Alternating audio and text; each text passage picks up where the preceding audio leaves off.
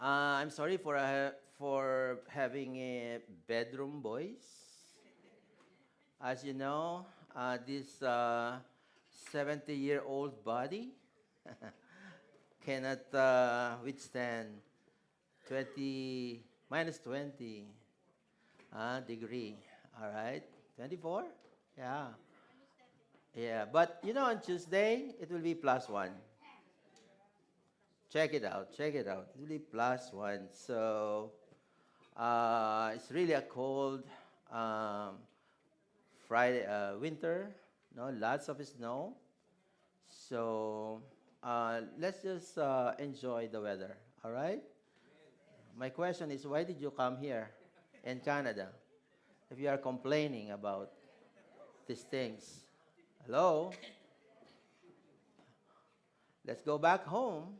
All right. Init naman dun. I know. We love Canada, right? Yeah, we love Canada because our family is here, our spiritual family is here, you know, and we plan to die here. Why are you laughing? Yeah, we plan to die here in Canada, not anywhere else. Yeah, so better prepare for it because everyone will go there. Okay, so uh, this Sunday, uh, I will be preaching on uh, Ephesians chapter 4. Okay? Ephesians chapter 4 is the mid point of the book of Ephesians. And I have been teaching Ephesians um, way back, I think after COVID. Yeah, after COVID, I remember in Mississauga Valley Community Center. So if some of you haven't heard the previous messages, uh, yeah, just read Ephesians. It's a very doctrinal book. And when I say doctrinal, it's a lot of foundational teachings regarding um, the new creation, which is who? What? What is the new creation? It is us. No, the new humanity. No, God has removed the barrier, okay, between Himself and between one another. So now there is peace. That is the message of Ephesians 1 to 3. That God is reconciling uh, humanity with Himself and with one another. And that's why we can understand uh, Paul's teaching that there is no more Greek and there is no more Jew, or no more, Gentiles and Jew. Gentiles are us. No, in Hebrew it's goyim, which we are the Gentiles, and the Jew, which was the chosen nation, supposed um, to display, the nature of God, but they have failed. Okay, they have failed, and now, uh, because of Jesus, now there is a new chosen. We are chosen, to manifest the glory of God. So this is the new human. This is the new creation. Now, the new creation is different from the old creation in that there is the Spirit of the living God in the midst of us. So you are a new creation. Can you say that to your neighbor? You, yes. So we are a new, like something that God has built, so that now God can work, His plan and purposes in in this earth until He comes. So the title of my message is this. What's that? The way to flourish. And I'm not was that it's not about the white stuff that we see outside. No, flourish. Okay, flourish is to thrive. How we can, be productive. How to flourish in the garden of God. You see, I just generate that image on AI. So I'm longing to have a garden, where you can see the beauty of nature. So we are like a garden. No, in fact, Jesus Christ is describing the church as a vineyard, no, as a vineyard, as a good soil, right? It's a good soil in which there is a hundredfold, 60-fold, you know, plants growing and bearing fruits. So there is a way to flourish, and that is the topic of the rest of the chapters 4, 5, and 6, from doctrine now to duty, from theology now to practical things, which is I'm excited to preach to you.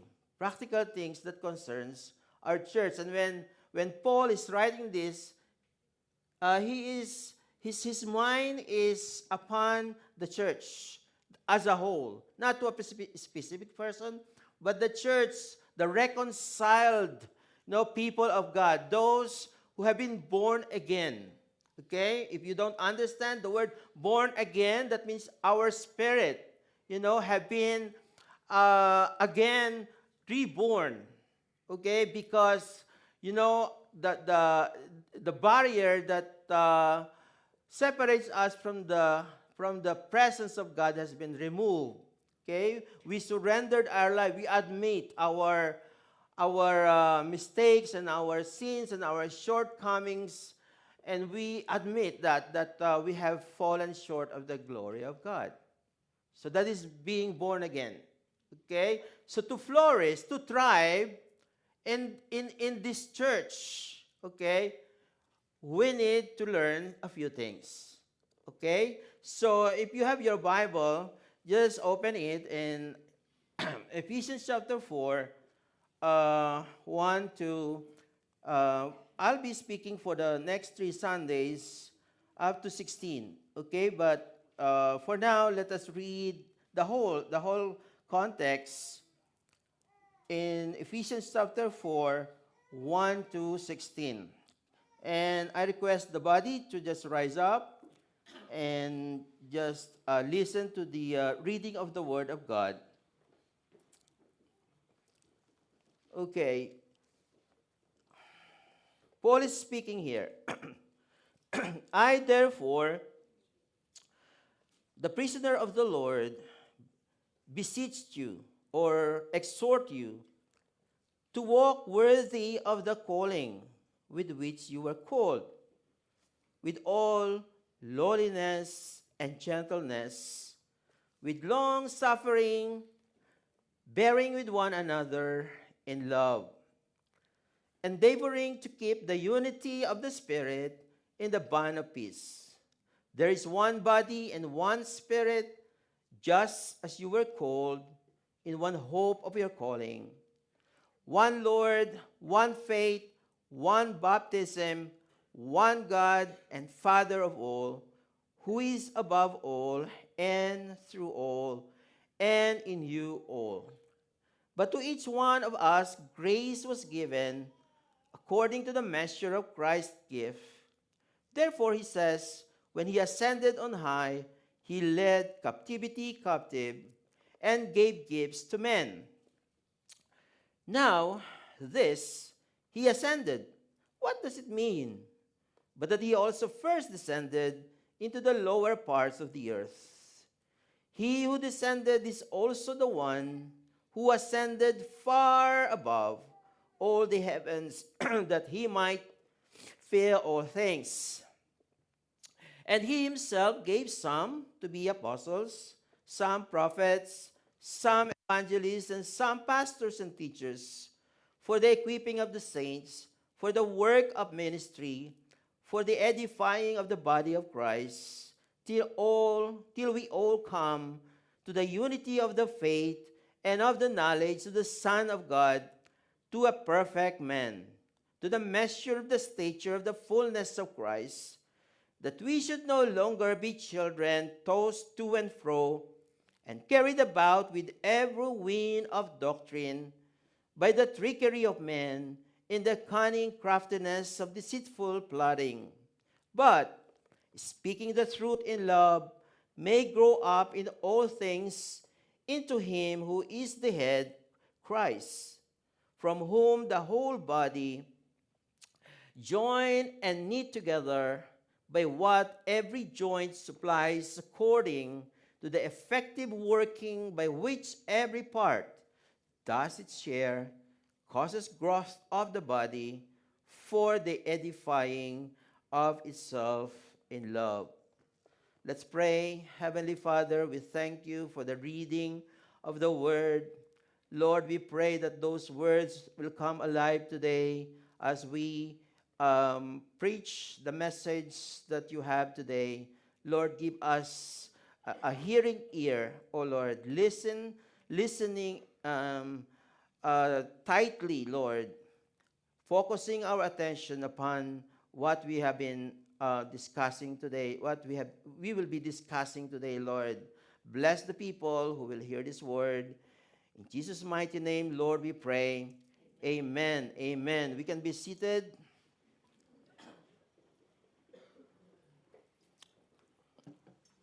So if you come into anything that is new, like a club or an organization or whatever, or even a country,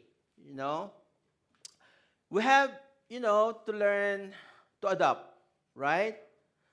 For me, okay, we have been here in Canada for more than 20 years.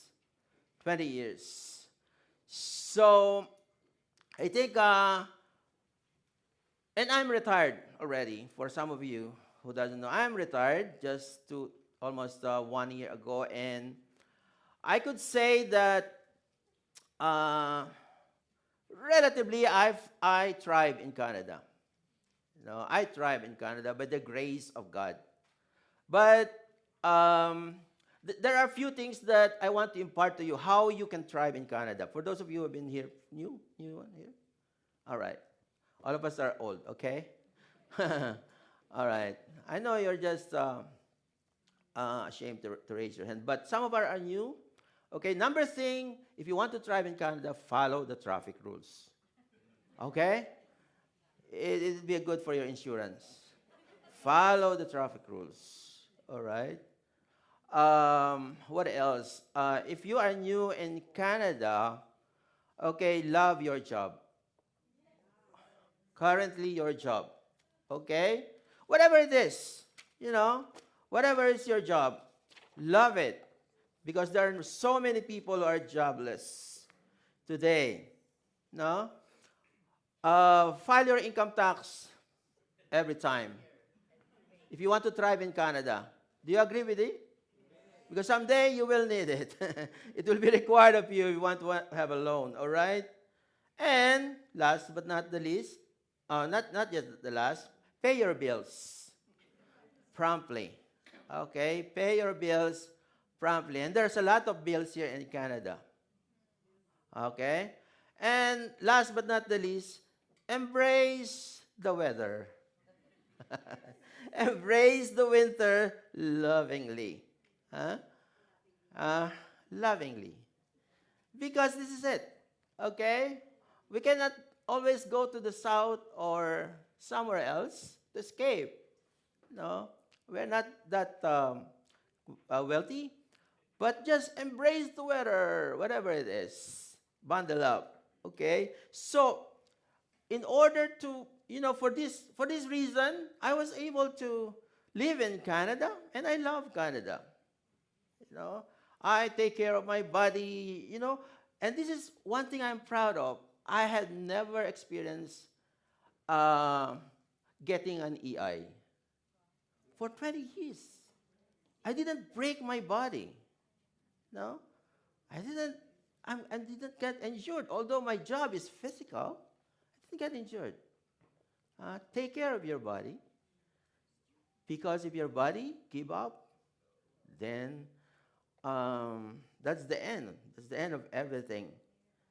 So, living in a new environment, you are either flourishing, you will flourish, or you will diminish. No? So, the same thing, if you belong to the new creation, okay, which is the church, you have to thrive. You have to be productive. You have, to flourish. You have to be, always enjoying everything. Now here, it is costly, right? There's a cost to that. There's a cost to that thriving. Because here, Paul said that he is in prison. I'm a prisoner. Literally, he is in prison, but he considers himself as what? Prisoner of the Lord. I cannot do anything else. Whatever my master, which is Jesus, will tell me, I will do it. Will be obedient to him all the time, because I'm a prisoner of him, prisoner of the Lord. So in the same way, he's exhorting us. He's, in the old English term, he's beseeching us. He's pleading us, begging us almost. Can you see that in the text? If you could just move the is it there? Okay, not yet. Just go to the text. To walk worthy of the calling with which you were called. To walk. Why? It's a metaphor, right? In IIB, I know it's to live. So to walk means to live. When we walk, imagine we are walking one step at a time, right? And in a certain direction. You are walking one step at a time. That is the Christian life. One step at a time. In a certain, headed on a direction, certain directions. So in here, to walk worthy of the calling with which you were called. To walk worthy of the calling. What is that calling? That is worthy to be walked upon. You see, if you will review the previous verses, Paul states two reasons, okay, why our walk is to be worthy. Because the church is supposed to have two things. Should be one, blameless and one. There must be unity, and there must be what? Purity. Unity, okay? And what? And purity. It says here in verse 4, Ephesians 1:4, just as he chose us, the church, in him, in Christ, before the foundation of the world, that we should be what? Holy. Holy and without blame. That is purity. How to be unentangled with the world. How not to be corrupted with the world. That we are different from them. We are to be pure and holy. And as Jesus Christ prayed, we should also be one. No, we will be united. United. So that's two things. If these two things, you know, are in the church, at the middle, the intersection of it, we are what? Flourishing in the garden of the Lord, in the vineyard of the Lord. We are flourishing if we combine that we are one, and that is what we are going to discuss today and in the following Sundays. And the rest is about blamelessness, purity, walking as Jesus walked, being a chosen of God. So we will flourish if we will just follow a certain attitude. And I listed here 4. Here. To walk worthy of the calling with which you were called, verse 2, with all lowliness and gentleness, with long suffering, bearing with one another in love. Okay? First, we will discuss about this, what Paul calls it, lowliness. In fact, in the Greek translation, it's called lowliness of mind. And it's none other than humility. Humility. We should walk in humility. Humility is not thinking less of ourselves, of yourself, but thinking of yourself less. That's how C.S. Lewis defined humility or lowliness of mind. You see, everything originates from the mind. That's why we have to renew our mind. Romans 12:2. Renewal of the mind, being transformed, because it's the mind, okay, that is not born again. Our spirit is born again. We have the Spirit of God, but our mind is still the same. The same memories, the same habit, no? The same thinking. It has to be renewed. So it is not thinking less of myself, but thinking of myself less.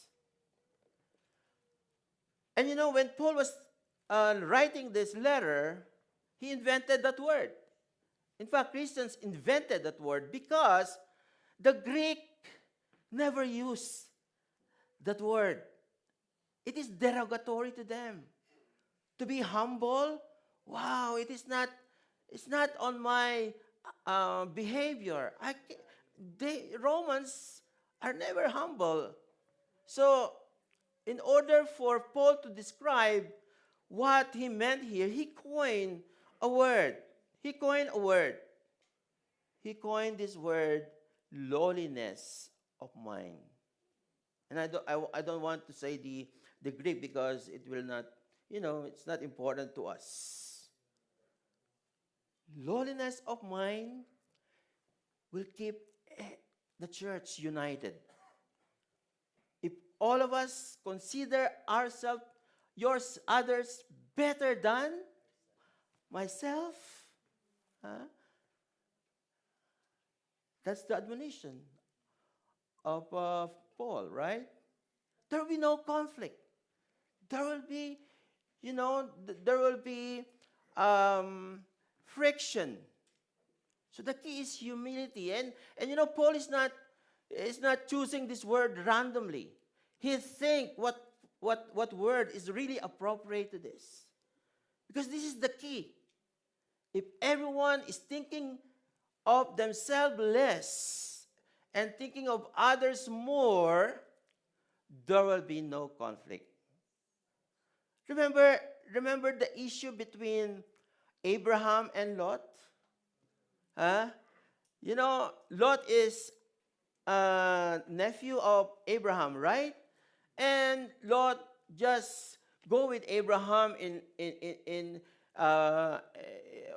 when God called Abraham.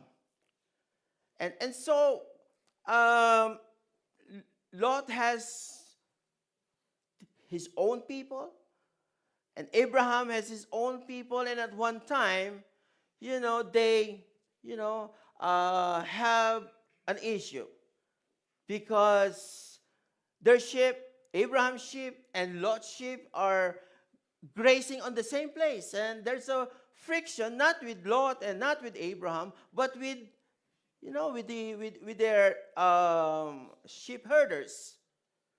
So what did Abraham do? What did Abraham do? Abraham is the greater man. He is the one called.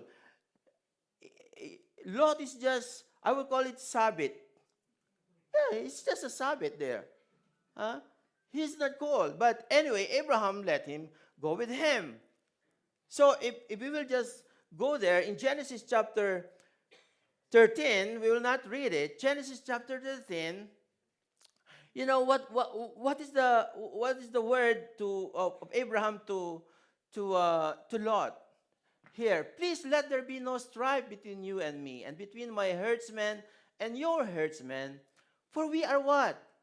Brethren. Okay, you are my nephew. We are family. Is not the whole land before you? Please separate from me. If you take the left, then I will go to the right.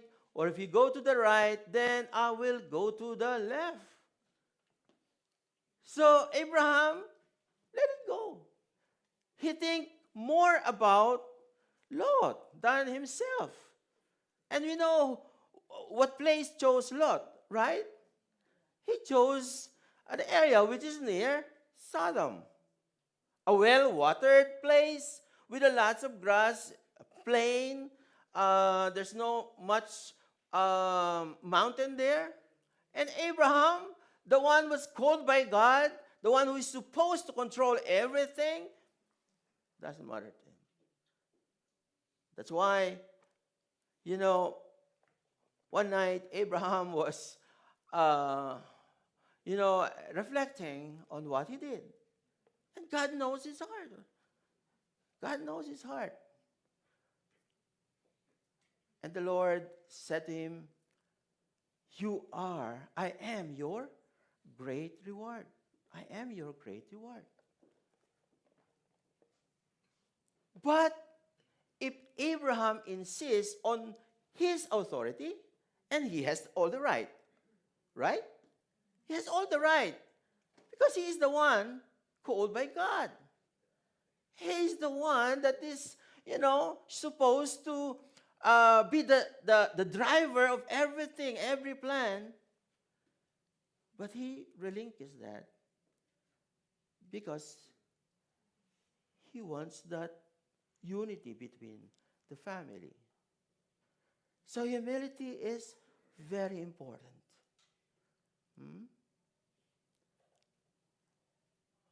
We have all ministries here, right? We have doorkeeper ministry, we have children's ministries, what else? Ushering ministries, and so many things. And sometimes, I don't know, I'm just thinking about maybe, this kind of ministry are well supported, while this kind of, our ministry is not supported. So maybe we have that thinking that, there is favoritism in the church. Do you think there is? No, not in this church. Not in this. Everything here is okay. We are all united. There's no one is complaining. But just in case, you are not being recognized. I'm doing a lot of things, and no one is saying, "Oh, you did a good job." So, and you see, the opposite of humility is pride, right? And I always compare pride to my beard. The beard is always coming every morning. Hello, huh? And I have to shave it. The same thing with pride. It always comes up. It will never die. Hello, as long as we live. So what's out? Watch out for the beard that is coming out. You have to shave it right away. You have to shave unless that you want to, have wear a beard, like what's that?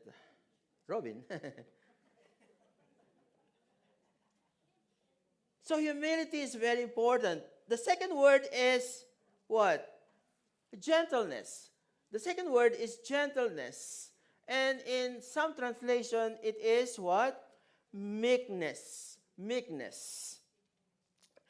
And it means it is strength under control. Strength under control. Think of a horse. No? Think of a horse, how powerful, the horse is. That's why all of the unit of power is in what? Horsepower. No? How many horsepower is that motor? Oh, it's 6 horsepower. That means, it's a power, whatever that means. But, a horse, if untamed, is useless. Right? It's useless. It has a lot of power, but it's just running around without, direction and without any purpose. It's just running around. But once you tame it, he will be productive. And that is the picture of meekness. That is the picture of gentleness. Strength under control. Strength under control. And we need this in the ministry. We need this in the church. There are a lot of us, maybe not physically strong, but intellectually strong. You are more talented. You are more gifted than us, than me. But still, you remain gentle. You don't show off your intellectual capacity. You have a doctorate. You have masteral. How many people you hear of doctors? Quack doctors. But all of us are educated, right? And some of you have master's degree way back. And some of us here standing here, they're just average. But still you submit. You are gentle. You are gentle. There's a lot of power in you, but you know when to act. When to use it. I remember the issue between Miriam and Aaron and Moses. Remember that? Remember that in Numbers, 12? Meekness. Okay, Numbers 12. Yes. So, this is just, the issue is that Moses married a Cushite woman. No, and you know what her name is? Sipporah. Si Brand yata, anong ano yun? Sa square one, okay? Sipporah. Is it Sipporah? Yeah. It is, I think. But I think she is black. Yeah, she is black. So they're brothers and sister, right? Miriam, you remember, is the one who took care of Moses. No, and Aaron is the spokesman of Moses in the Pharaoh's court. And probably in their heart of hearts, they're just finding a way to confront Moses. How Moses are always on the spotlight. How Moses are always being obeyed to, etc., etc. So one day they confronted Moses. And he said to them, has the Lord indeed spoken only through you? Has he not spoken through us also? And indeed, we can justify Aaron to have he has a good, conversation. He's a good way of communication. And so is Miriam. There's no doubt about that. He's a prophetess. But at one time, they are fed up. Maybe they get envy. But you know what Moses did? If I am Moses, I will excommunicate them, even though they are my brother and sister. But that is not what Moses did. And in fact, the Lord intervened. And the Lord said, go inside the tent. And there, the judgment has been pronounced. And when they go out of the tent, you know what happened? Miriam has a leprosy. The most dreaded disease at the time. Moses and Aaron was pleading with Moses. Please, ask the Lord to heal Miriam. And that is just what Moses did. He prayed to the Lord, and lo and behold, after a few maybe weeks to be shut out of the camp, because anybody who is a leprosy should be excommunicated, shut out from the camp. But Miriam finally came back with, he totally healed. But look at the reaction of Moses. No? The deliverer, the one who opened the Red Sea, of course, is the Lord with his hand. And the one who confronted Pharaoh, he is a big man, larger than life. He is larger than life. Moses, the lawgiver. And he did not look down on his brother and sister. He, let the Lord decide. He let the Lord decide. He didn't say, do you know what I did? Do you know who I am?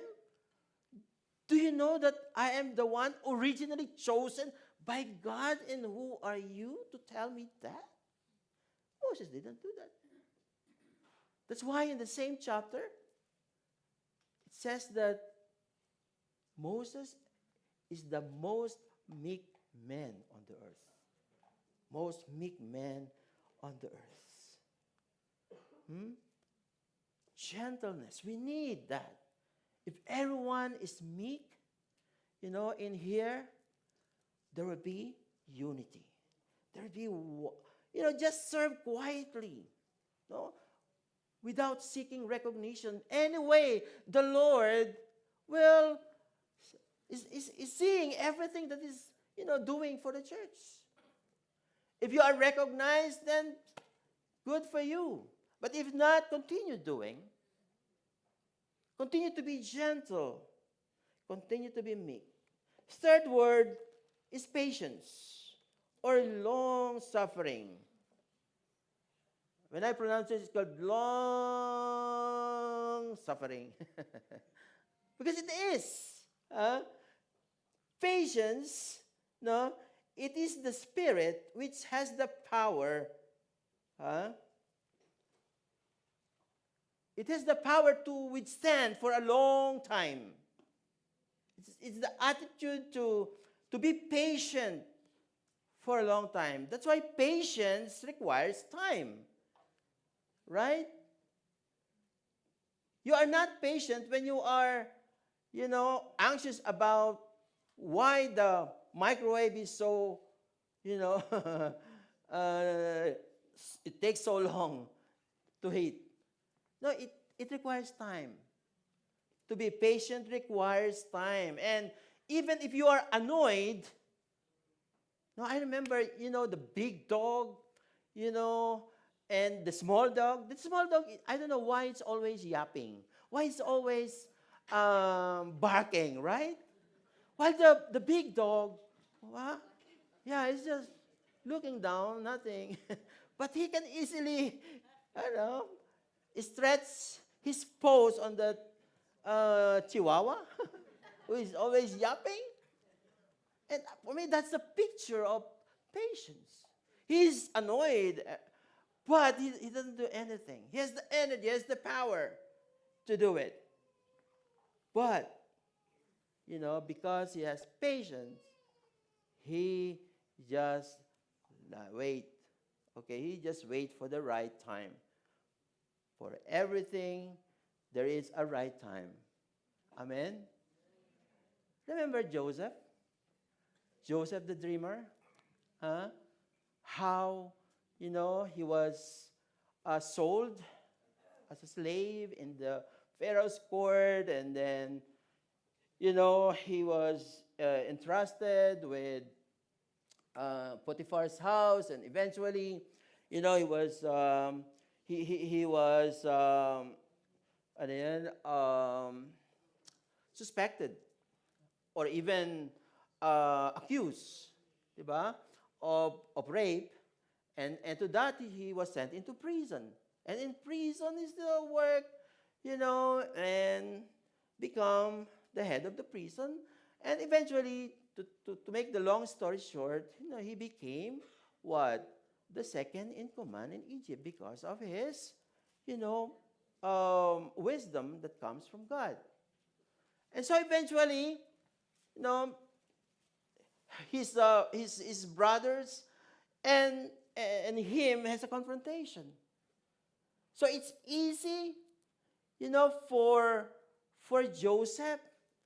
It's easy for Joseph to accuse his brothers of neglect, of abandonment, of betrayal, etc., etc. But what has come out of his lips? Let us see that. What comes of his lips?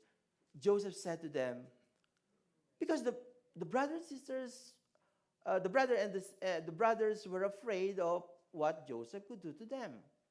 So, do not be afraid, for am I in the place of God? But as for you, you meant evil against me, but God meant it for good, in order to bring it about, as it is day, to save many people alive. You see the long suffering of Joseph? It's unimaginable. See? It's only the Spirit of God working in the life of Joseph that he can have that attitude. And I know it happens to us sometimes that intentionally or unintentionally, we can offend others, right? Who are here are easily offended? All of us. Lahat tayo mayroong balat sibuyas. Yeah. O hindi ka lang nakibo. O hindi ka lang nakausap. Diba? It's my birthday and didn't pray for me? Wow. I'm leaving and they didn't pray for me? You see? I mean, it could happen. We might not say it, but it's in our heart. You are offended. You are expecting something. And for years, you have been carrying that hurt, whatever it is, for years. Right? And unless, you didn't give it to the Lord, and I believe God allowed it to stay that way because God is teaching you to be patient. Right? To be patient until such time that you will have a right time to just open up, these things to the one who offended you. Patience unites us. Be patient with us. Make allowance for us. All of us will make mistakes, right? No one is perfect. No one here can do the first thing right.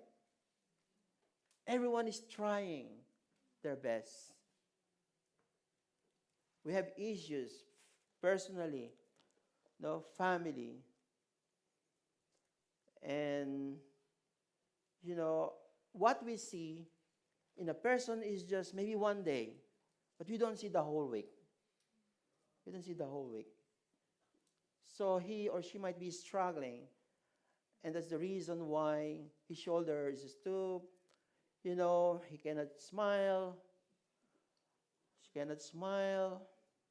Maybe she lost the job. She lost a girlfriend, whatever. Huh? So that's what we only see. But the whole week, that's why we must not judge right away. Give allowance. Be patient to one another. And that leads me to number 4, tolerance.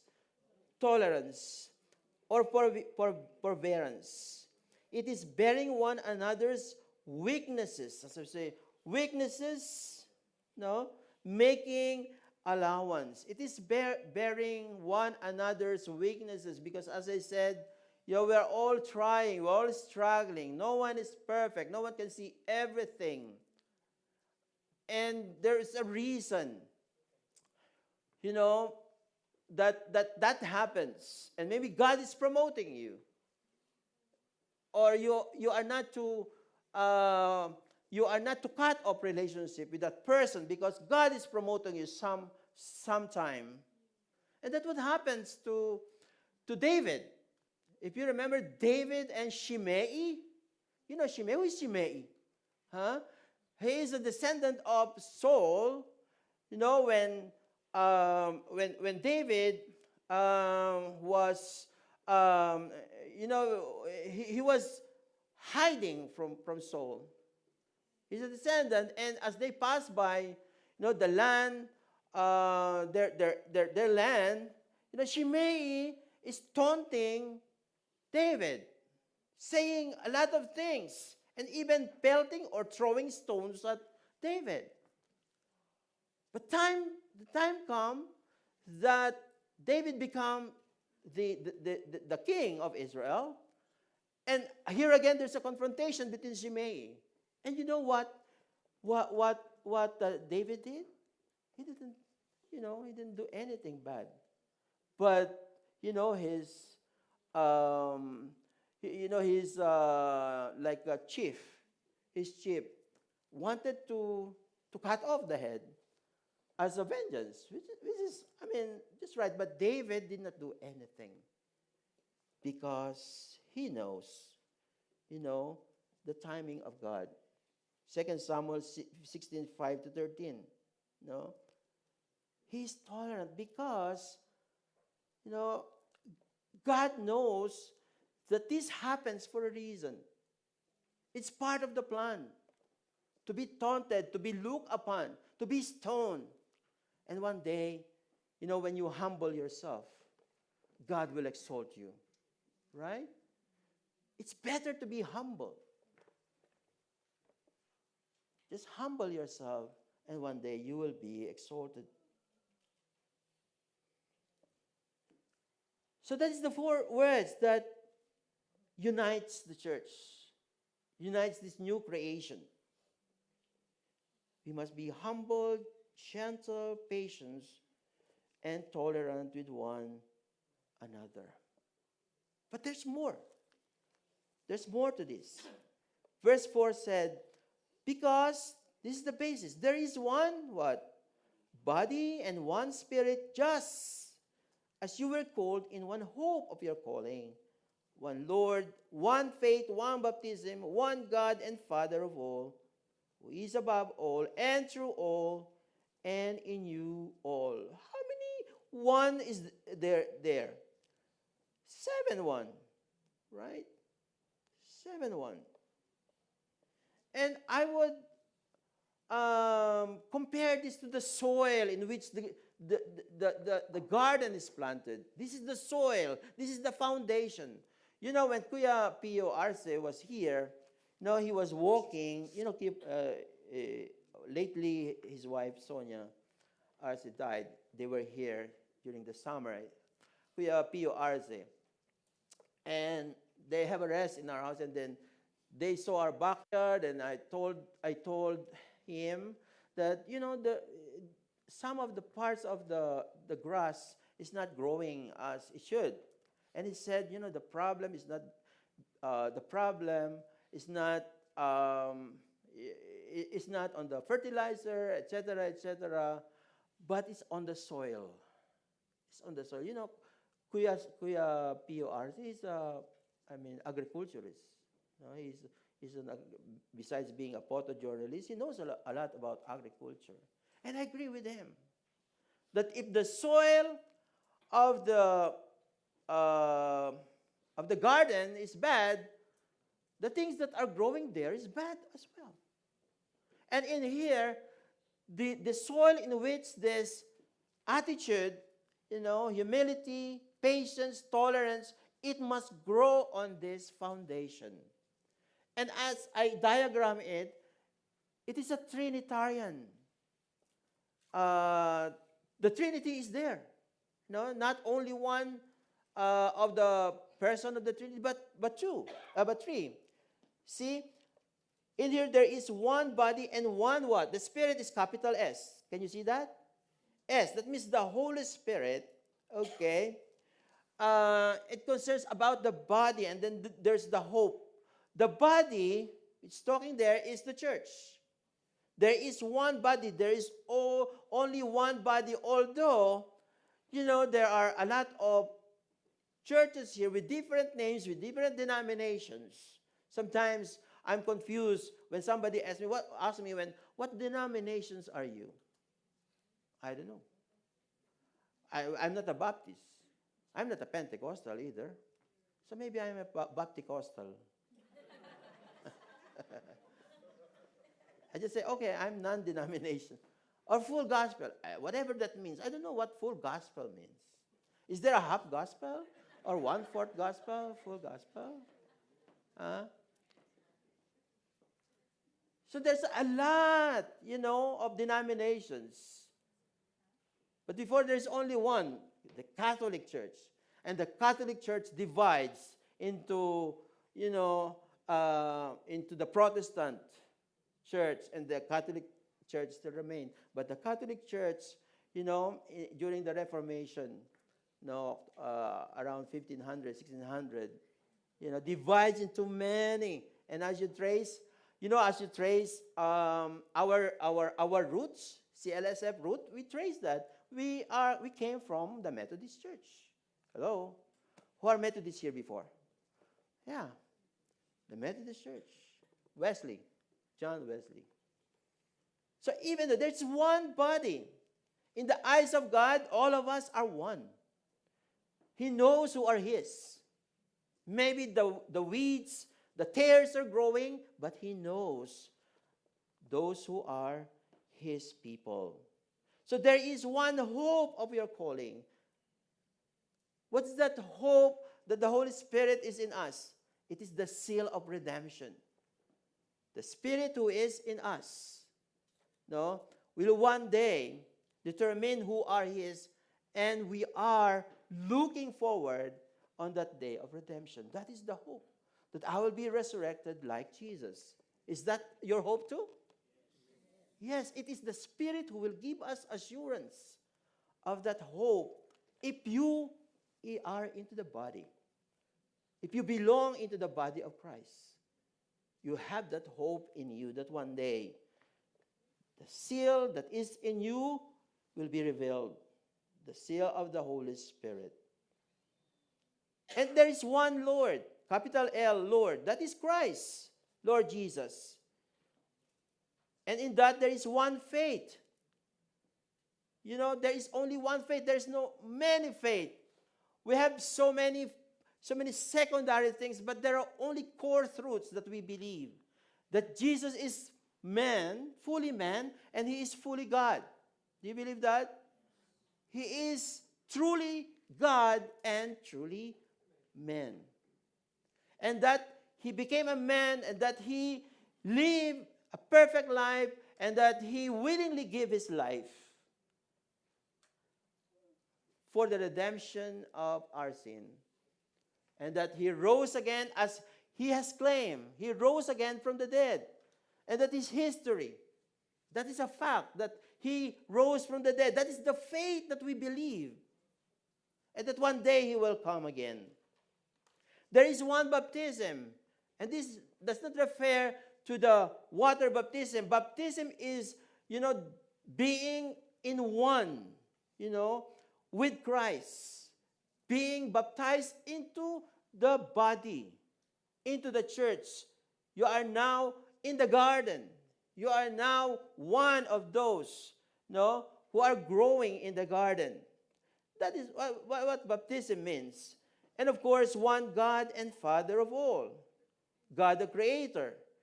God of the Old Testament, as we read there, who is above all. He is the one in control of everything.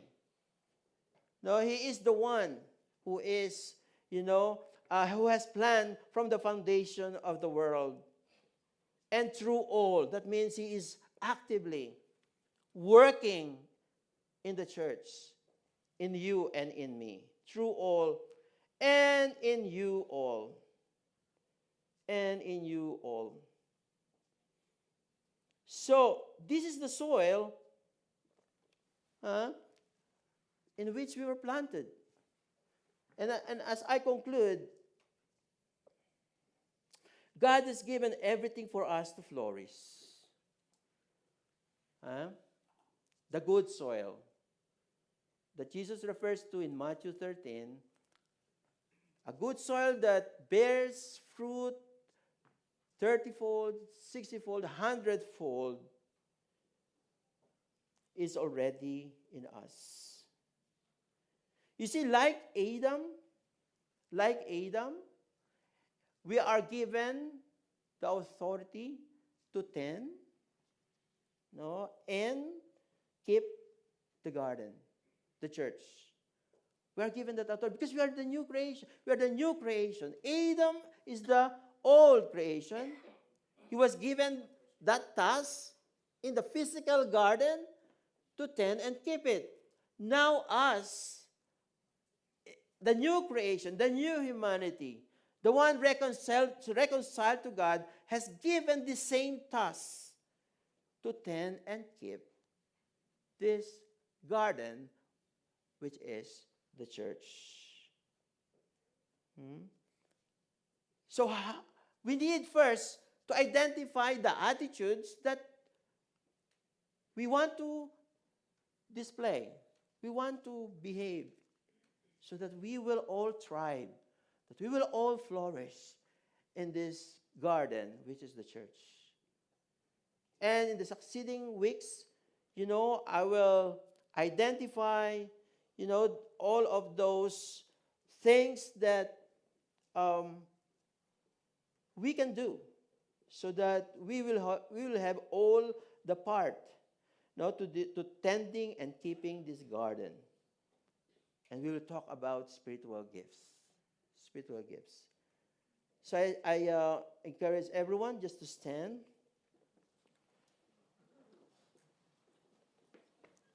And just reflect upon this. I want us to look in Ephesians 4:3. For now, okay? For now, this is what we can do. Endeavoring. Let us endeavor. Let us work out to keep the unity of the Spirit in the bond of peace. You see, we are not going to create unity. It's already there. All we have to do is what? Keep the unity of the Spirit. Keep the unity of the Spirit. And it is work. No, it is work. It is not easy. But Paul is encouraging us to always be united. No, whatever the leaders say, maybe you don't like it, maybe it's uncomfortable. Well, we must keep the unity. Especially, in the gathering like this. Thank God we are all here. But what about Wednesday? Where are you? Natin yung Wednesday. But we need to move as one. It's very uncomfortable, to wake up and to be here of this weather. But it keeps the unity. United in everything, in prayer, in worship, everything is part of keeping the unity in the bond of peace. Thank you, Lord. Hallelujah. Let's pray. Gracious and holy God, Father, Son, and Holy Spirit, we come before you as one body, redeemed by one Savior, called by one hope, and sustained by one Spirit. Lord, we thank you for the church, not perfect, yet deeply loved, not uniform, yet wonderfully united in Christ. Thank you that you have brought us together from different backgrounds, generations, and gifts, and made us members of one family. Lord, we confess that unity does not come naturally to us because we are quick to speak and slow to listen. We cling to our preferences, defend our opinions, and at times forget that love is greater than being right. Forgive us for every word, attitude, or action that has wounded the body of Christ or threatened our oneness. By your Spirit, clothe us with humility, gentleness, and patience, tolerance. Teach us to bear with one another in love, to be eager to maintain the unity of the Spirit in the bond of peace. When misunderstandings arise, give us grace.